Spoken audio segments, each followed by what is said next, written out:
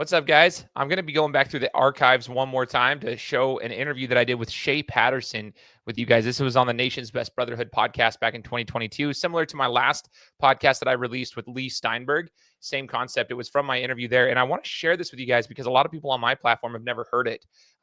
They've never seen this. They never heard it. They didn't realize that I had this interview done. So I wanted to share it with you guys. Now, obviously, some things have evolved and are outdated now. This was 3 years ago. For example, he got drafted to the USFL. Well, the USFL is no longer a thing. He's no longer playing for the USFL. That is now the UFL, but he's also no longer playing for the USFL. But it's a cool opportunity to learn from Shea and listen to the conversation that we had. Also, you'll probably hear the Nation's Best Brotherhood podcast referenced because that's what I was doing. That's what I was talking about there. But it's still a really cool interview with a lot of good insights. And that's what I want to share with you guys. I'm proud of this work that I've done, and I want to share that with the people that follow the show. So I hope you guys enjoy this one. This is the Gametime Guru. So, what time is it? Game time! Woo! This is the Gametime Guru podcast, where I interview sports figures from all over the world to help deliver a panoramic view on sports. So whether you're a former athlete, one of the crazies, or simply a casual sports fan, this is the perfect show for you as we peel back the curtains and learn from our guests every single week. I'm your host, Shane Larson, and I'm helping you see sports through a different lens.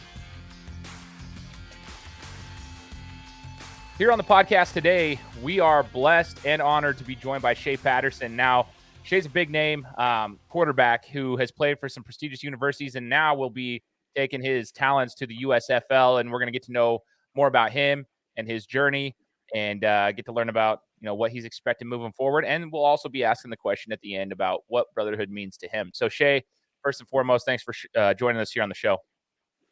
Thanks for having me, Shane. It's a privilege to be on, man. Thank you. Yeah, absolutely, man. Absolutely. So, Shea, one of the things is a lot of people know you. I know you. Like I said before, like what I actually run another show for Ohio State football. And I know it's kind of like, this is like a religious battle almost, but yeah. Obviously I know who you are because of my connections with Ohio State, my fandom for Ohio State and just being around that. But one of the things is, man, you've been able to play at a high level as a quarterback for some prestigious universities, not only in the SEC, but in the Big Ten. So I want to ask you, Shea, real quick, what it's like playing for both of them. And if you have any insight on, because there's always the conversation about the SEC, who is more talented than, is it the Big Ten or the SEC? So I want a perspective from a quarterback who's played at the highest level on both of those conferences. Yeah. I'd say the biggest thing is the thing that I was blessed with is the coaches that I was fortunate enough to be coached by each and every single year. My first year I had Dan Werner, who was an all-time great coach in college, Phil Longo, who's at UNC, and Pep Hamilton now, who's the OC at the Texans, and of course Jim Harbaugh. So it was definitely a blessing to be able to play in the SEC and in the Big Ten and kind of experience those similar talent levels, I guess. But no, I think the difference is just, I guess, the week-to-week grind. I think that the SEC is kind of almost like playing, it almost seems like an NFL schedule. You go out and you play Alabama, LSU, you turn around and you got Texas A&M, Florida, all those guys. So, but then again, I think it's relative too, because, Ohio State's obviously really freaking good, and Penn State's good, and Michigan State on depending on the year they're good. So to me it was just kind of I guess it just depended on the year, because everybody's good, man, when you go out there on Saturday afternoon, Saturday nights, and get it. Once you get on that field, I guess the talent level is pretty relative. But no, I really enjoyed playing in both conferences and being able to experience both ends of that. Totally, man. And speaking of that, you mentioned some, big schools across the board, stadiums and everything. That's like a bucket list for a fan to go to, like every single one of those that you just mentioned. Was there a favorite stadium that you played in during your collegiate career that you can think of? Yeah, Big House. Of course. Okay. Of course. Okay. Let's talk about visiting stadiums, man. No, I think most exciting game or the most exciting atmosphere that I played in was probably Texas A&M my freshman year at Ole Miss. I mean, that 12th man, that place was rocking. And you had Myles Garrett coming off the edge every single snap, so that was pretty cool too. But no, I think Kyle Field was an amazing experience that night, and I really enjoyed that game. And obviously Penn State, and freaking video of me going out the first play of the game. I couldn't see the play clock because it was white. There's no excuses, but when you're looking at a sea of white in the play clock sport, that was kind of tough. But no, I think those two atmospheres were definitely up there. You know what's funny as you say that? That's like the trend that was going around even on TikTok. I think for the Penn State sound, everybody was using that, and it was the whole like Michigan coming out like I think it was the first play of the game, if I'm not mistaken. It was right after the kickoff or something. Yeah, it's loud. It has to be loud. So that's awesome, man. Now, I want to ask you, Shea, like as far as being an elite level quarterback and putting in the work, talk to the athletes that are out there. You know, the athletes that they say they want it. But maybe they don't understand the grind, or they just haven't spoken to somebody who's been there. I coach kids that are 17 years old for basketball, right? I'm a basketball coach. So like I see them, we take them to tournaments all across the country, and it's like we see what high level talent is, and sometimes they don't realize what it takes to get there. So I would love some insight from you if you could share. Now you're at the professional level, and we're going to get into that here in just a second, but it's not just playing D1 football at a high level. Now you're going to be playing professional football. And what does it take? What does it take to get there? What does a day look like for somebody who's wanting to compete at that level? Yeah, no, that's a great question. As soon as you said that, I just thought of my strength coach at Ole Miss right when I walked on campus. It was one of our first workouts. His name's Paul Jackson. And the one thing he said to me was to remain as hungry as you are now throughout your time here. And, when you're a freshman, when you're a true freshman or, early enrollee guy, you're in there and you're excited and you're ready to go, you're putting in the work. And then I think it's just maintaining that work throughout your college career, from a day-to-day basis, just waking up every day, trying to be the best version of yourself and really going out, especially as a quarterback, you're the leader of the team and that's expected of you. And you're setting the example. But just being better than you were when you leave the office from when you walked in the office every single day, not just, one day you feel like it, one day you don't. So, yeah, when I was at IMG, I transferred to IMG at the end of my junior year, and I really worked on my body. I worked on, I got bigger, faster, stronger, gained 10, 15 pounds of muscle, and really kind of lived like a college athlete my senior year in high school. And I think that got me ready to go in as an early enrollee at Ole Miss. But no, man, just some advice would just be, focus on the now.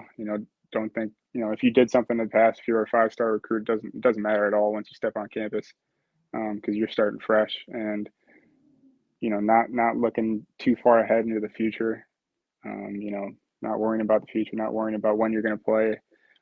It's obviously not a matter of when, it's not a matter of if, it's a matter of when. So,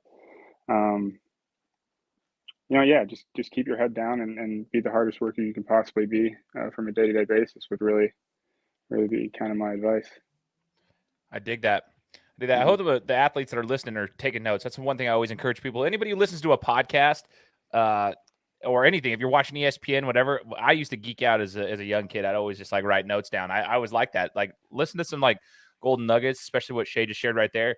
Write it down. If you're on your mobile device, just open up your notepad on an iPhone and just type it in real quick what he just said. I think that's important to remember. So the USFL, this is something I've actually been geeking out about, man, because I'm a big proponent of, football having additional opportunities at the professional level. It's unfortunate because it's one of the most popular sports on the American side of things. And so in the United States, it's one of the most popular sports, but then there's not a lot of opportunities. Whereas basketball, you can play overseas, you can do all your stuff. And yes, there are some football opportunities overseas, but it's not that. Baseball's the same way. Soccer's the same way. Everyone seems to have these opportunities, but football, for some reason, it just never did because the NFL kind of monopolized everything. And that's not a bad thing. I mean, do get the top talent there, but it just limits some opportunities.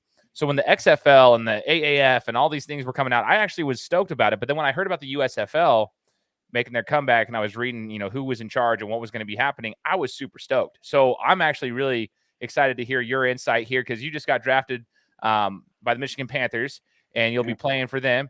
So talk to us about what you know so far of the league and what you're excited for going into this inaugural season of the USFL. I guess, and for those who don't realize, the USFL, it's not connected to the old USFL. It's a complete rebranding, complete different ownership. I just want everybody to know that. You can find that information out on the USFL website. I mean, there's a lot of information out there, but so this is the inaugural season of the current structured USFL. So talk to us about what you're excited for and what you know that's going on. Yeah, man. First, I'm just ready to get back on the field and to do what I love once again. It's been a crazy 2 years since graduating, and I played in the spring league. I went undrafted. I didn't get picked up till like 3 or 4 weeks after the draft, so that was crazy. And then I ended up not even getting to go to Kansas City, who eventually signed me after the draft. I was just there for the virtual meetings. Then I ended up going to the spring league, who I think kind of has a similar guys who are running the USFL. I think they were kind of had a lot to do with the spring league. And after that, I went up to Canada, bounced around a little bit. So man, I'm so happy to be back in the States and just amped up for this opportunity. And as far as like what I know about the league, I didn't even know I was going to get drafted until like 3 days before the draft. So that's crazy. No, it was, and I actually hadn't talked to Coach Fisher up until I shook his hand on stage. So wow, that was it was a cool experience. Very, very professional venue too down in Birmingham. But what I know right now is camp starts in like 10 days. We got to be up there on the 22nd. We'll have 2 kind of preseason games, and then we'll have a 10-week season. So, and it's a hub concept. Everything's right in Birmingham. All the housing and meals are paid for. But yeah, I think it's just I think it's an opportunity for guys who kind of fell through the cracks a little bit, or whatever it may be, whatever their situation is, to kind of get another chance to show what they've got. It's been a hard 2 years on a lot of guys who are in this league, and I think everybody's just ready to get back out on the field and prove some stuff. Heck yeah, man. That's what I commend you guys for, because there's people that always hate on these leagues. Like, oh, it's not the NFL. And I'm like, you guys don't understand. If you actually understood athletics, you would realize that sometimes that's about timing. Sometimes that's about the personnel that are on the rosters. You got a lot of veterans on rosters. There's only X amount of spots available. So like not everybody can be on the NFL roster. That's just the reality of it. But there's highly talented football players that deserve to be able to be playing, and you're one of them. And so that's where I'm like, I love these opportunities that they're providing with the USFL. And I think it's just an amazing opportunity for you guys to get out there and play and get paid to do what you love to do and be in front of that, and that's just an opportunity that everybody deserves. That there's some highly, highly talented athletes out there. Now, during that 2-year window, Shea, you mentioned a couple of things, the ups, the downs, you're playing for, you're still getting reps, but it's very inconsistent because you're going from place to place to place. So mentally, that can be taxing. So I would love to hear from you, not just the physical side of things, but like during the last 2 years, how did you mentally, stay on your game, if you will? I was in 4th grade. I wrote a note on my wall, and it said that I will play in the NFL one day. That might be cliche to say because a lot of guys have done that, and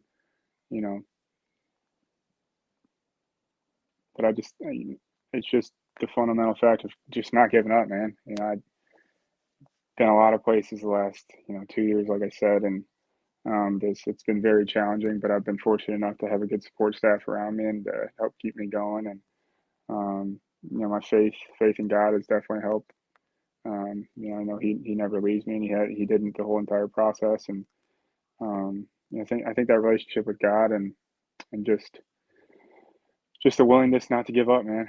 Just to go out there and get another audition, if you will. But man, it's what I love the game of football, and been saying ever since I was a little kid that I want to play it. I want to play it for a very long time, and I'm sticking by that. I dig that. I think that's awesome.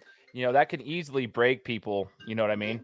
And I think what you've done is you've been able to put your faith in the right places, put your focus there, and you keep working. It's the whole, mantra of stay ready and got to get ready kind of concept. And you've been doing that. You've been staying ready, even if it's been tough. You've been staying ready. You put your focus in the right places, which is awesome. Here's the question I got for you. You've been around some high level athletes, bro. Yeah. Who's the best player you've played with? I know that's going to be tough because you've played with quite a few of them, right? Like great athletes. Best player you've played with, and the best player you have played against in your time so far. I'm sure there's more to come, but so far. That's a tough question, man. You put me on the spot. I got a lot of boys. Yeah, they're listening, so let's see what you say. Who's your favorite, dude? Let's see who you lose as a friend. I'm just joking. Oh, jeez. Best player I played with. There could be so many guys that I could say, but I would have to go with AJ Brown at Ole Miss, man. That connection with him was a lot of fun when I was there, and he's just that type of guy that just makes something happen out of nothing. And I thought we played really well together. And he's a dog too. He's a dog. I'm trying to think. The best player I played against also could go so many different ways. You got Devin White at LSU. Didn't like him on the other side of the ball, just to say the least. And probably Jeff Okudah. My senior year at Michigan, he gave us some fits. Yeah. In that game. So, yeah, I'd have to say him. I dig that. That's awesome, bro.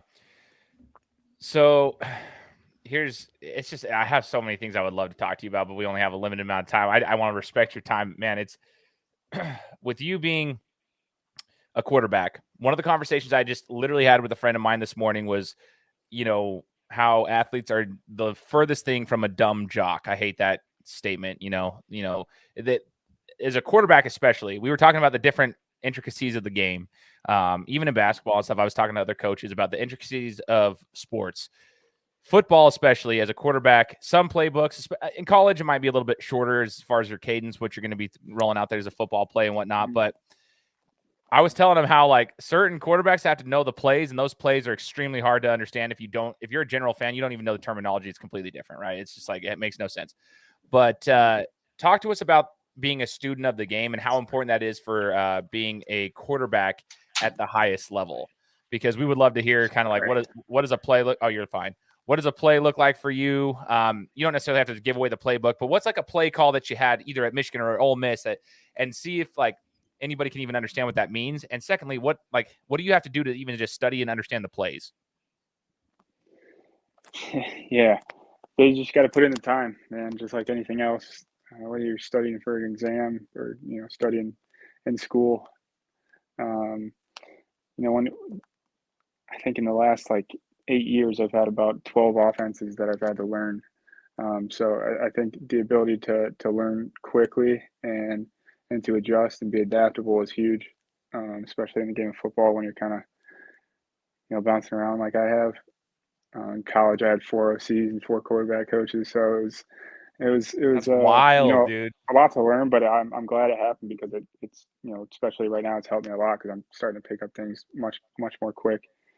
But no, it's got to be during that time where you're starting to get ready for camp or going into a season and spring ball or in the off season, it's got to be your Bible, and it's got to be the first thing you look at when you wake up, or whether you want to do a Bible study when you wake up, that's fine, but it's got to constantly be right next to you. You got to eat, sleep, dream it until you get it down, and that's kind of how I did it. I also like to just write everything out, so I'll write out the entire playbook on my notes and just kind of study it until I got it. That's kind of helped me. But deuce right slot, North Army, Seminole. That's one play. That's a short play call too. It's just a play action, 7-man protection,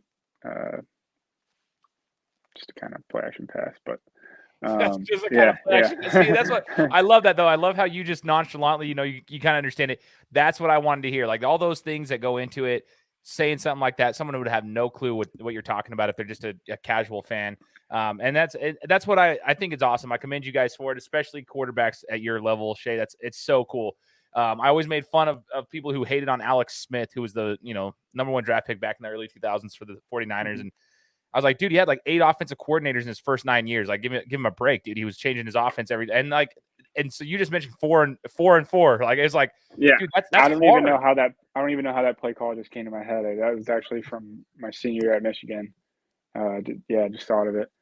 But another helpful way to remember whoever's out there, like early, maybe whether you're just going into college or you're in high school trying to memorize stuff, is one thing that helped me was to kind of say the play call out and record it on my phone, and just put some headphones in and literally record everything with your voice in the playbook, whether you have like play tags or defensive calls, protections, and just record it and just listen to it and say it over and over and over again until it just kind of sticks. So that was just another point to help, I guess. There you go. That's another golden nugget. I would write it down Yeah. if I'm an athlete right now paying attention to that. I just remember Matt Hasselbeck, former quarterback for the Seattle Seahawks back in the day. He had mentioned something similar to what you had said too, but he would read his playbook to his daughter at night. She was, as a bedtime story, because he's like, the thing was like that big, and it's insane. So I think that's so cool, man. I appreciate you sharing that insight. Now, Shea, the last question I'll ask you before we let you go is regarding Brotherhood. This is the nation's best Brotherhood podcast, and in sports, you go to battle with your teammates, and there's always the brotherhood, or in the female realm, the sisterhood aspect of everything. You go there, you have your teammates, and they have your back. But I want to know what brotherhood means to you. So if you wouldn't mind, break that down for us as the last part of this interview. Yeah, brotherhood.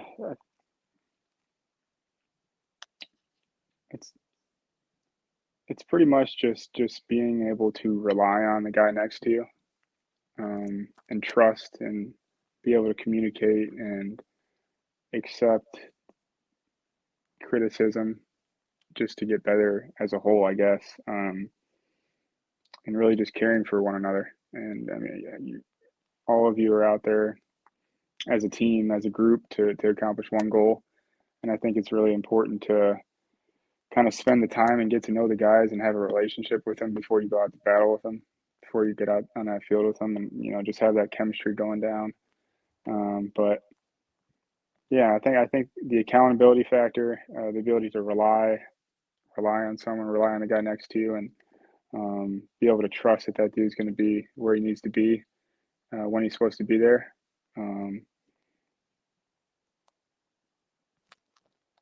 Yeah, man, brotherhood just you also gotta love one another, man. It's one thing that I took from Coach Freeze was, it was actually before one of the games when I went to Ole Miss as a recruit. He said at halftime, I think it was before the Alabama game when they beat Alabama back when Bo Wallace was there. He said, we're not going to go out there and win this game because of hatred of them. We're going to go out there and win because of the love we have for one another.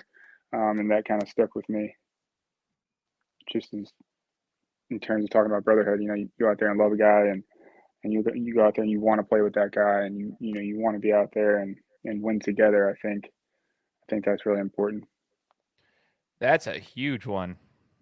Not gonna beat them because of the hate we have for them. We're gonna beat them because of the love we have for them. I love that. That's huge. Yeah. I appreciate that, Shea. We want to, say thanks once again, man, and wish you the best of luck as you go into the USFL season. And hopefully you can get some time right now to enjoy some time with your fam before the season starts. And, we'll be watching you, and hopefully we'll be able to chat with you sometime in the future. But stay healthy, keep going, do your thing, and hopefully, that 4th grade note that you wrote down will come to fruition. We'll be able to see you in the NFL at some point, my man. So thank you so much, Shea. I appreciate you, my brother. Yes, sir. Thank you so much, Shane. Thanks for having me. Take care, brother.